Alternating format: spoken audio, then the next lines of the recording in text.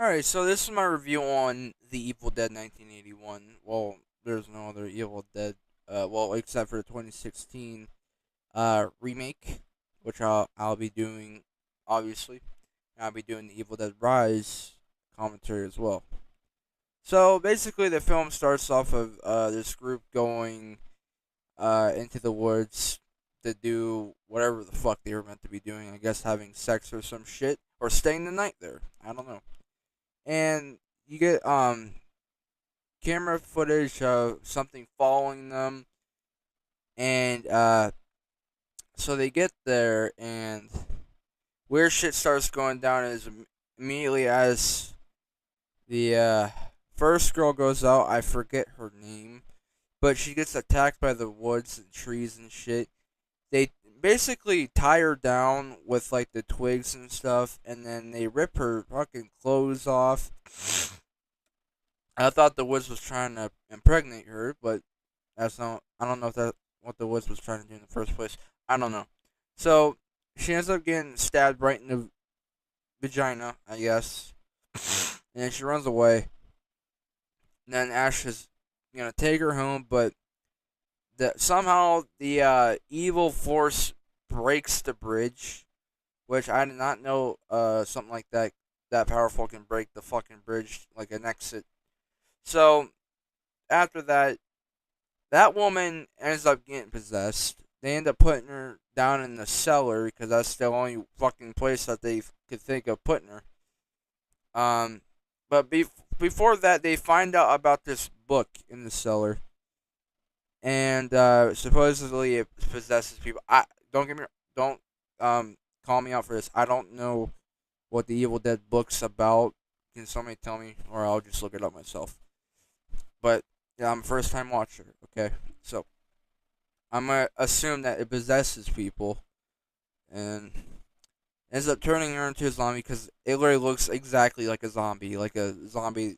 It's literally, I'm gonna call it a zombie. It literally looks like a zombie. It's a zombie. She ends up turning into a zombie, and then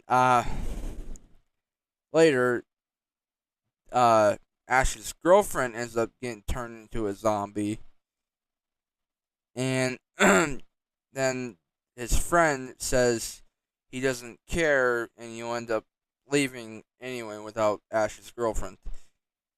And basically, um, yeah, this whole back and forth between these things attacking Ash. His friend ends up getting injured, getting stabbed.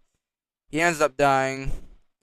He ends up coming back to life, but we'll get right into that after. Ash takes his girlfriend. Well, first he end up chopping up one of the girls and end up burying her,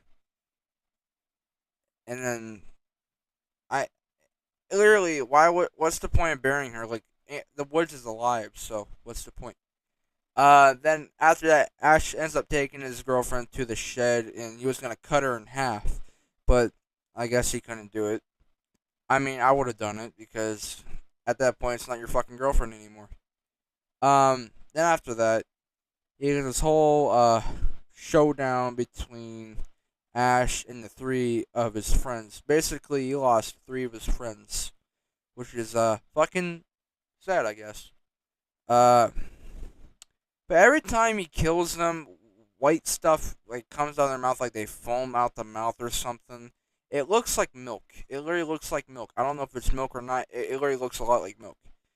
Um, then uh, Ash ends up killing all of them, and then you see these weird big ass fucking monster demon sized hands coming out of them, and then the skulls end up breaking, and they end up fucking falling apart like it's a what the hell do you call those films? Like claymation. It's like a clay animated claymation, whatever the hell you call it.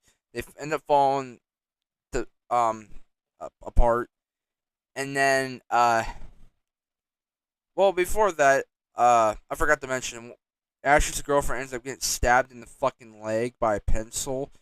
That the other girl was possessed. Uh, he ends up getting stabbed in the leg by a pencil, fucking deep as shit too. Then you have, and Ash's girlfriend ends up getting possessed. She ends up like fucking acting like a little girl or some shit. It's fucking weird and disturbing, kind of.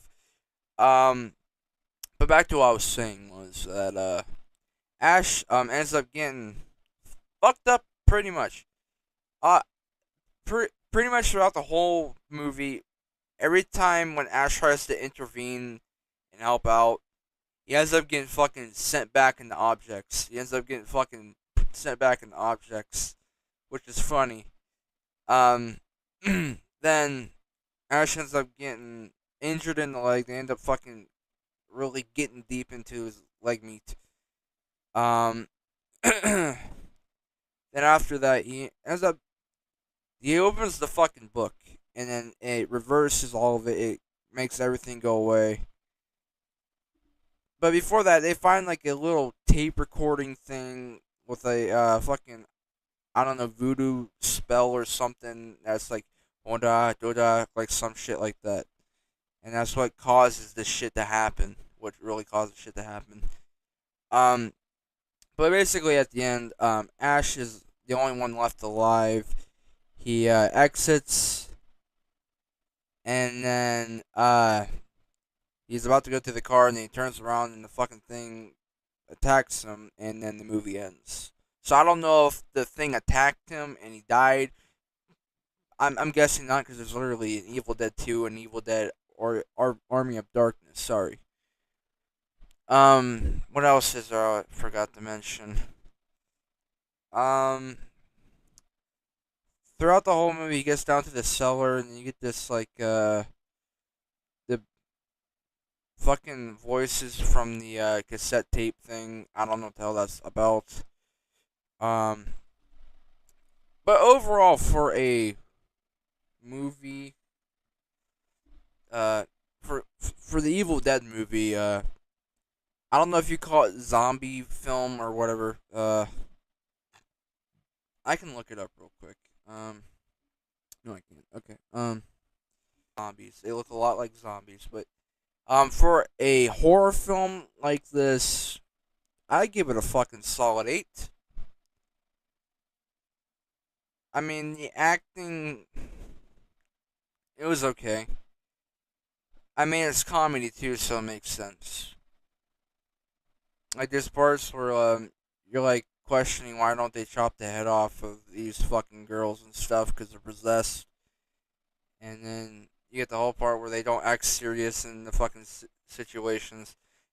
I give it a solid 8, but I know a lot of people say Evil Dead 2 is way better than the first Evil Dead movie, and I'm gonna be watching that tomorrow. But yep, I already done a commentary on it. But yep, that's pretty much about it.